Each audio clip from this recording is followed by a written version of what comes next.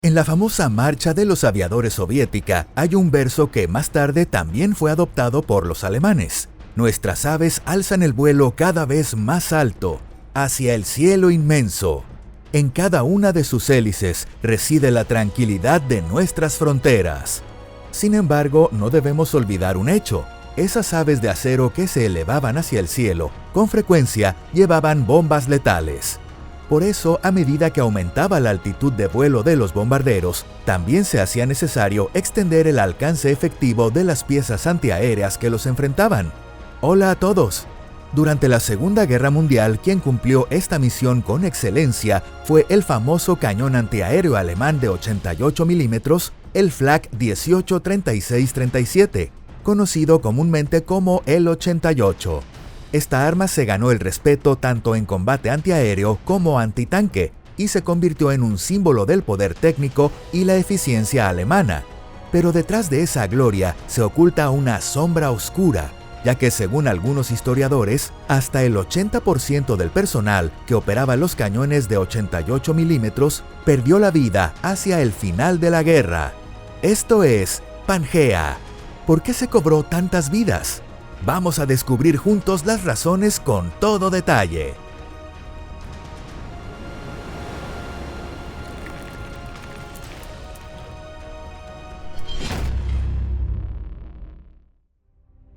Historia del desarrollo del Flak. El desarrollo del cañón antiaéreo de 88 milímetros fue planificado ya a finales de la década de 1920 por la prestigiosa empresa alemana Krupp. Sin embargo, la ejecución de dicho plan se vio obstaculizada por las restricciones del Tratado de Versalles, que prohibía a Alemania desarrollar artillería pesada. Por ello, Krupp inició en secreto el desarrollo del arma, bajo la fachada de una colaboración tecnológica con la empresa sueca Bofors. Como parte de esta estrategia de encubrimiento, se añadió el número 18 a la designación del nuevo cañón antiaéreo. El objetivo era dar la impresión de que había sido desarrollado en 1918 y así argumentar que no quedaba sujeto a las restricciones del tratado. En las primeras etapas del desarrollo, los ingenieros alemanes dudaban sobre qué calibre adoptar.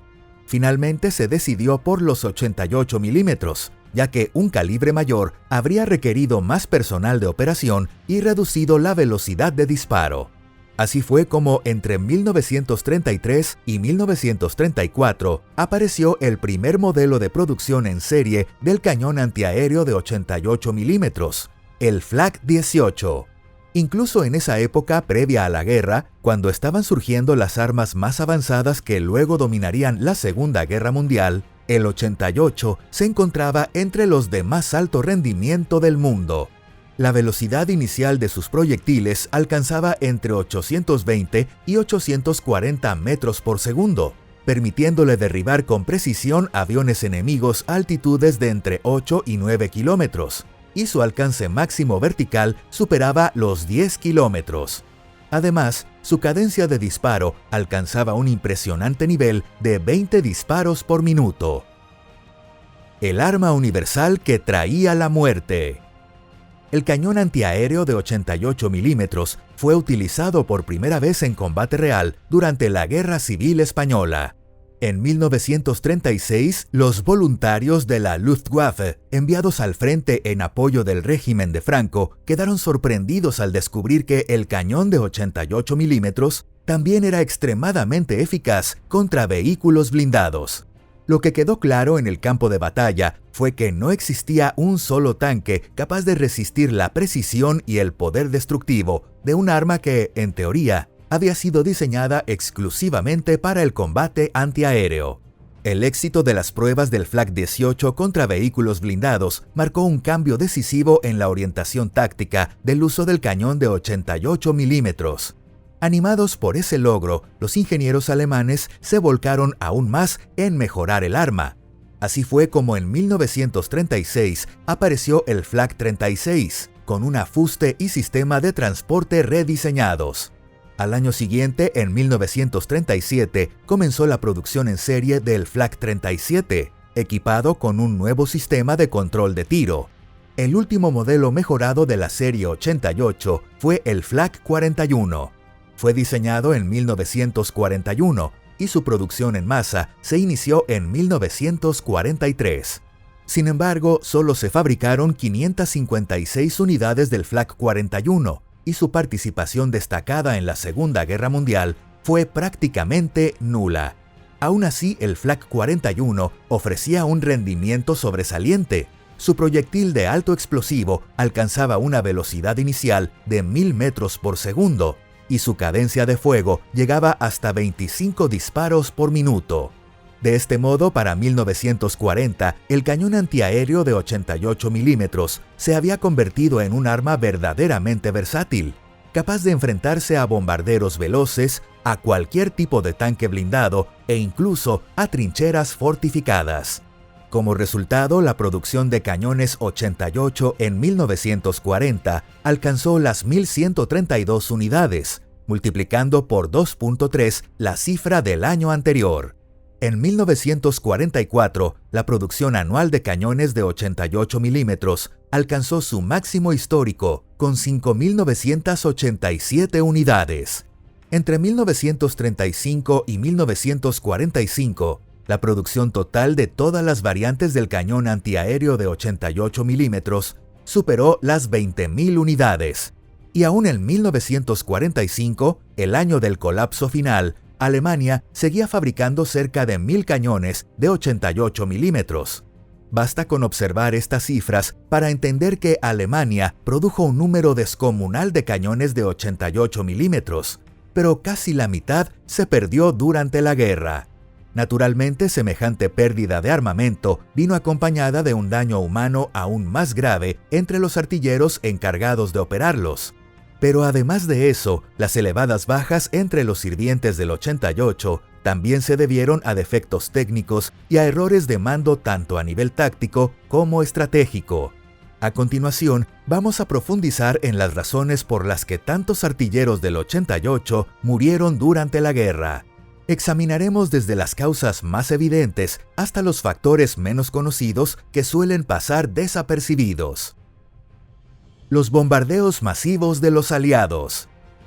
La gran pérdida de cañones antiaéreos y de sus operadores comenzó en 1942, cuando los aliados iniciaron de forma sistemática los bombardeos sobre el territorio alemán. Fue una campaña aérea de una escala jamás vista en la historia. Los encargados de llevar a cabo estos bombardeos fueron los bombarderos nocturnos británicos Avril Lancaster, Handley Page Halifax y Short Stirling, junto con los bombarderos estratégicos diurnos estadounidenses B-17 y B-24. La táctica adoptada por los aliados fue el llamado bombardeo de las 24 horas, una doctrina implacable que consistía en atacar sin pausa tanto de día como de noche.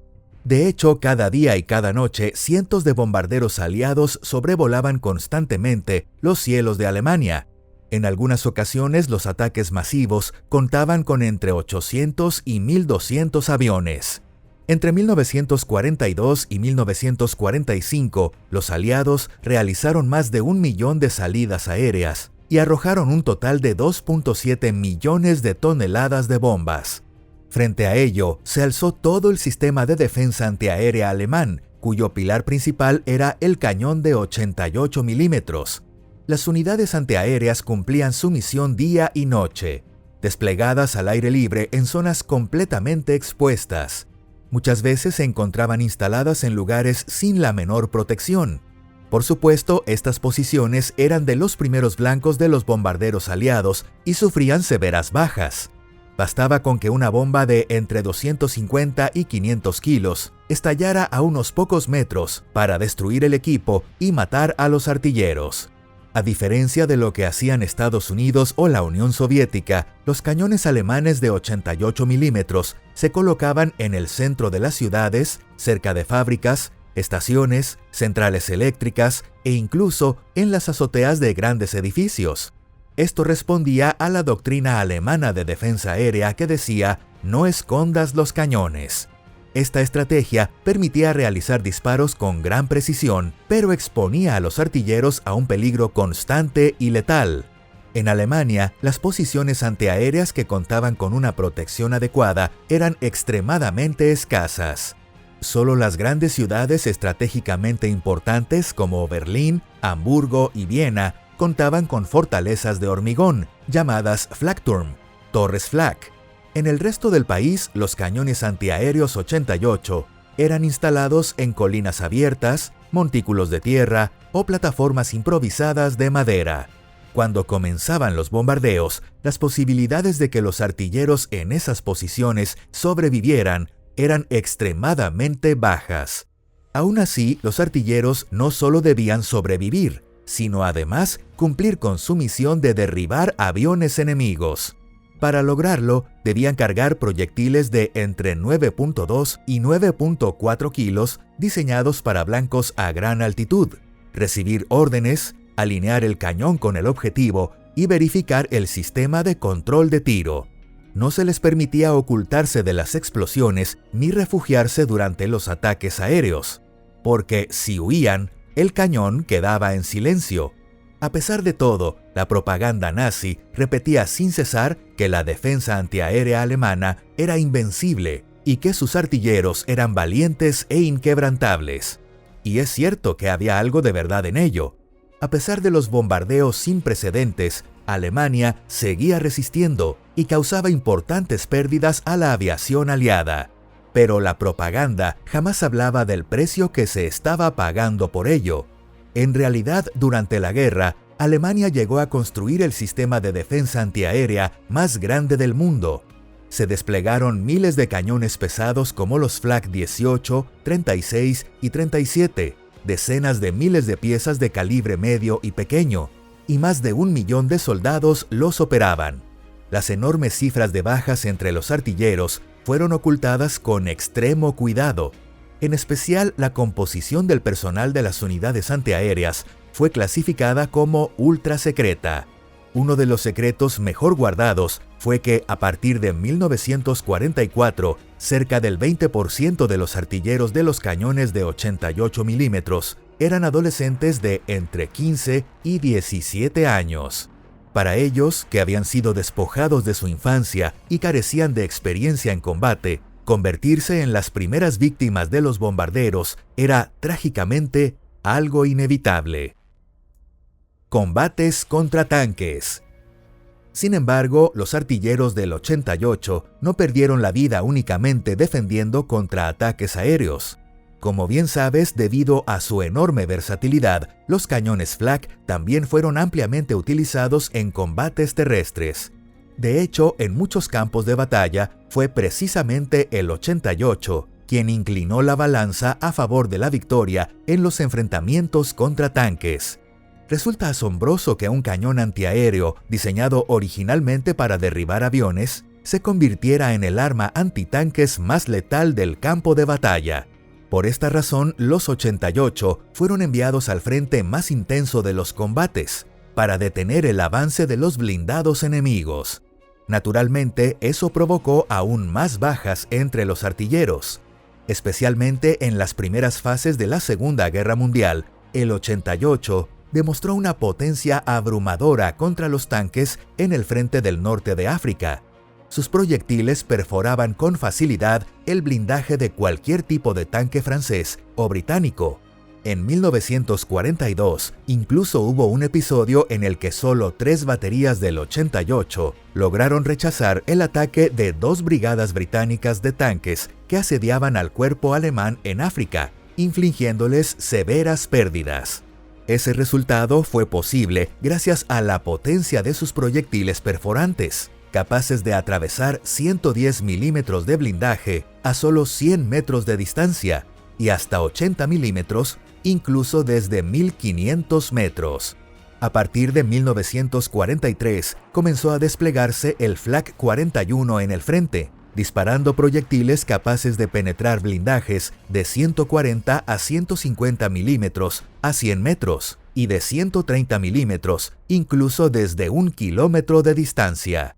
También en el frente oriental abundan las historias en las que el 88 salvó al ejército alemán en combates críticos. Incluso el blindaje del T-34, el tanque soviético más emblemático, era fácilmente perforado por sus proyectiles. Y si se empleaba munición de subcalibre a corta distancia, ni siquiera el blindaje frontal del imponente tanque pesado IS-1 podía resistirla. El único que logró soportar el impacto de los proyectiles perforantes del 88 fue el blindaje del tanque pesado soviético IS-2. Así fue como el uso del 88 como arma antitanque se convirtió en el mayor motivo de su fama, no solo entre las filas de la Wehrmacht, sino también entre los ejércitos aliados. Y fue precisamente ese éxito en el combate contra tanques lo que inspiró a los ingenieros alemanes a rediseñar el cañón de 88 milímetros como arma principal del carro de combate pesado Tiger. Tensión física y mental al límite. Y por último, uno de los factores decisivos detrás de la enorme cantidad de muertes entre los artilleros del 88 fue la propia derrota estratégica de la Alemania nazi. Cuanto más se acercaba el final de la guerra, más insoportable se volvía la presión psicológica. Esto se debe a que los artilleros antiaéreos cumplían su misión bajo uno de los niveles de estrés mental más extremos de todo el ejército. El cielo sobre sus cabezas estaba siempre cubierto por cientos de aviones enemigos. El aire rugía con el estruendo de los motores y el suelo temblaba sin cesar por las explosiones de las bombas. Además, a escasos metros, los cañones propios tronaban de forma continua. En medio de ese infierno de estruendos y fuego, no se les permitía refugiarse ni en trincheras ni en búnkeres antiaéreos. Solo podían seguir disparando sin descanso. Incluso si lograban sobrevivir sin morir ni quedar gravemente heridos, muchos de ellos perdieron la audición, sufrieron conmociones cerebrales o graves traumas psicológicos. Tras cada bombardeo masivo o brutal combate contra tanques, el pensamiento de «el próximo podría ser yo» se aferraba con fuerza a la mente de los artilleros, por lo que los que seguían vivos lo estaban tras ver con sus propios ojos cómo sus compañeros caían uno a uno. No era raro que en cuestión de minutos de combate, la mitad de una unidad quedara destruida. Así, por más alto que fuera el rendimiento del 88, no logró cambiar el curso de la guerra. Al contrario, las pérdidas abrumadoras, que llegaron a alcanzar hasta el 80%, no solo aceleraron la derrota de Alemania, sino que convirtieron las tumbas de los artilleros en la propia lápida del Tercer Reich. Si te ha gustado este video, no olvides darle me gusta y compartirlo. Gracias por vernos. Nos vemos en el próximo episodio. ¡Hasta pronto!